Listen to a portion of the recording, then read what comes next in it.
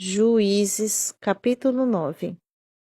E aconteceu que Abimeleque, filho de Jerubaal, foi ao encontro dos irmãos de sua mãe em Siquém, e questionou-lhes e a todo o clã da casa paterna de sua mãe. Indagai, peço-vos, aos nobres homens de Siquém quanto ao que é melhor, ter todos os 70 filhos de Jerubaal governando sobre eles, ou somente um que os dirija? Recordai-vos de que eu sou osso vosso e carne vossa, sangue do vosso sangue. Então os irmãos de sua mãe transmitiram a mensagem de Abimeleque aos notáveis de Siquém, e o coração deles se inclinou a seguir as orientações de Abimeleque, porquanto ponderaram: ele de fato é nosso irmão. E lhe deram 70 siclos, peças de prata retiradas do templo de Baal-Berite, as quais Abimeleque usou para contratar alguns desocupados e mercenários que se tornaram seus seguidores. Em seguida, Abimeleque rumou para a casa de seu pai em Ofra e matou seus 70 irmãos, filhos de Jerubaal, todos sobre uma rocha. Contudo, Jotão, o filho caçula de Jerubaal, escondeu-se e conseguiu escapar. Então todos os cidadãos de Siquém e Bet-Milo reuniram-se ao lado do carvalho sagrado próximo à estela de Siquém e proclamaram rei Abimeleque. Levaram esta notícia a Jotão. Então ele subiu ao cume do monte Gerizim e exclamou ao povo com grande voz: Ouvi-me, atentos, ó ilustres cidadãos de Siquém, a fim de que Deus igualmente os ouça. Certa vez, as árvores se puseram a caminho para ungir um rei sobre elas. Disseram à oliveira: Reina, pois, sobre nós. Entretanto, a oliveira declinou, alegando: Renunciaria eu ao meu azeite, com o qual se presta honra aos deuses e aos homens, a fim de me colocar por sobre as demais árvores para dominá-las? Então as árvores dirigiram-se à figueira. Vem tu e reina sobre nós. Mas a figueira lhes ponderou: Poderia eu abandonar a minha doçura e a boa produção do meu fruto no tempo certo? E as árvores partiram em busca da videira e a convidaram: Vem tu e reina sobre nós. Contudo, também a videira lhes afirmou: Iria eu deixar de gerar meu vinho novo, que tanto alegra os deuses e os homens, a fim de erguer-me por sobre as demais árvores para governá-las? Sendo assim, todas as árvores rogaram ao espinheiro: Vem tu e reina sobre nós. Então o espinheiro aqueceu, mas advertiu as árvores: Se de fato desejais ungir-me rei sobre vós, vinde e abrigai-vos sob a minha sombra. Caso contrário, sairá fogo dos meus espinheiros e devorará até o cedro do Líbano. Sendo assim, prosseguiu Jotão: Se foi com sinceridade que agistes quando fizestes rei Abimeleque, se procedestes bem com Jerubaal e sua família, se o tratastes de acordo com o merecimento dos seus atos, visto que meu pai batalhou por vós e por vós arriscou a vida e vos livrou das mãos de Midian.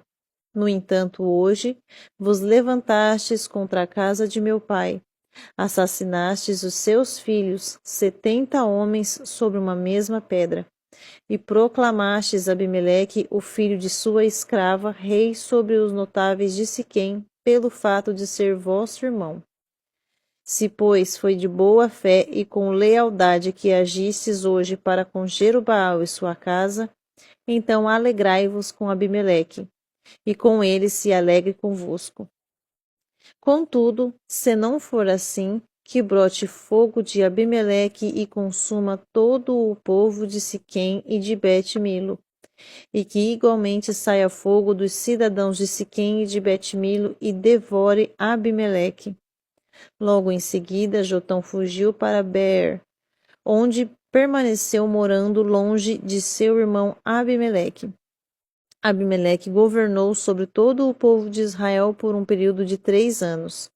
Ao final deste tempo, Deus enviou um espírito de discórdia entre Abimeleque e os cidadãos de Siquém, entre os líderes do povo, e agiram traiçoeiramente contra Abimeleque. E isto aconteceu para que o crime cometido contra os 70 filhos de Jerubaal fosse devidamente vingado, e a responsabilidade pelo injusto derramamento do sangue deles caísse sobre Abimeleque, seu irmão, que os assassinara, assim como sobre todas as pessoas de Siquém que colaboraram com ele no massacre de seus próprios irmãos. Os cidadãos de Siquém armaram, pois, emboscadas contra eles nos altos montes, e assaltavam a todos os que passavam por eles no caminho, e fizeram Abimeleque saber disso. Nesse meio tempo, Gaal, filho de Ebede, mudou-se com seus parentes para Siquém, cujo povo confiava nele. E aconteceu que foram ao campo colher uvas, pisaram-nas e realizaram uma festa no templo do seu Deus. Comendo e bebendo, amaldiçoaram Abimeleque. Então Gaal, filho de Ebede, questionou: Quem é Abimeleque para que o sirvamos? E quem é Siquém? Não é ele o filho de Jerubaal, e não é Zebul, seu capitão, que cabe servir ao povo de Amor, o pai de Siquém? Por qual motivo haveríamos de ser nós a servi-lo? Ah, se eu tivesse a possibilidade de liderar este povo, expulsaria Abimeleque e bradaria: Prepara teu exército e vem para a batalha. Assim que Zebul, governador da cidade, foi informado sobre o que Gaal andava dizendo, ficou extremamente irritado.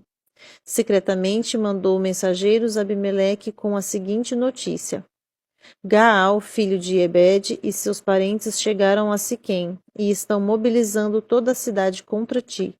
Levanta-te, pois, durante a noite, tu e as pessoas que estão contigo, e arma emboscadas no campo.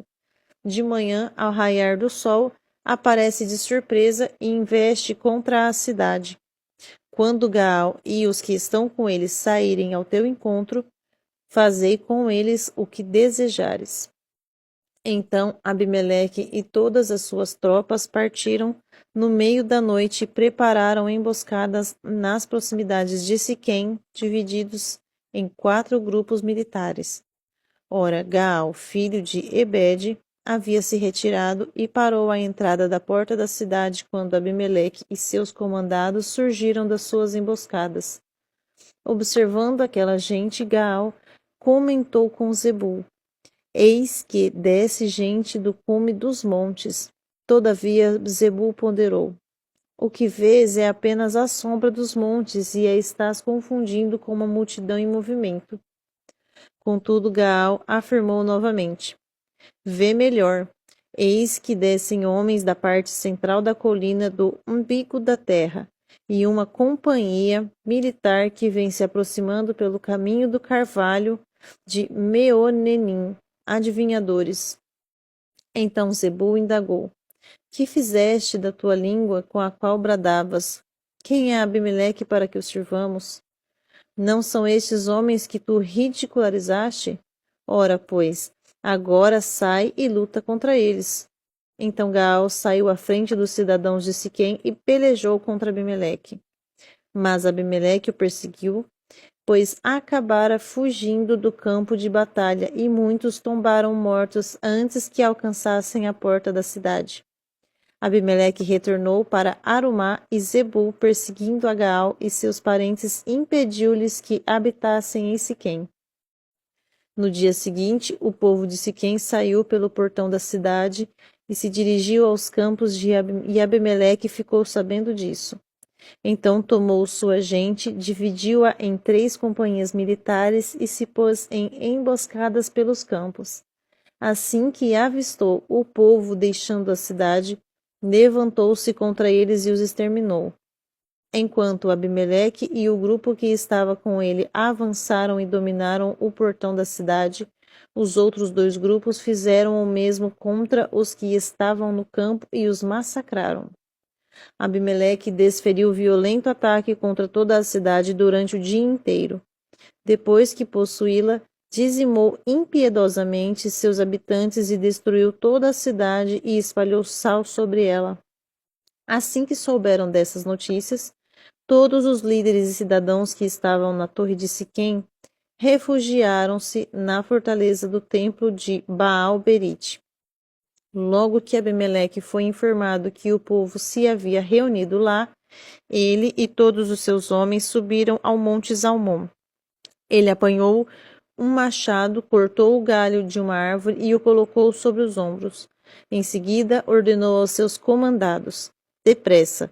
Como me vistes fazer, fazei-o agora mesmo vós também.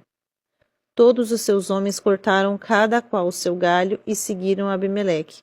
Amontoaram os galhos sobre a cripta e os queimaram sobre os que ali estavam escondidos. E assim pereceu todo o povo que havia se refugiado na torre de Siquém, cerca de 1000 homens e mulheres. Depois Abimeleque avançou sobre a cidade de Tebes, cercou-a e a tomou. Havia no centro da cidade uma torre fortificada, onde se refugiaram todos os homens e mulheres e todos os líderes da cidade. Tendo fechado a porta atrás de si, subiram ao terraço da torre.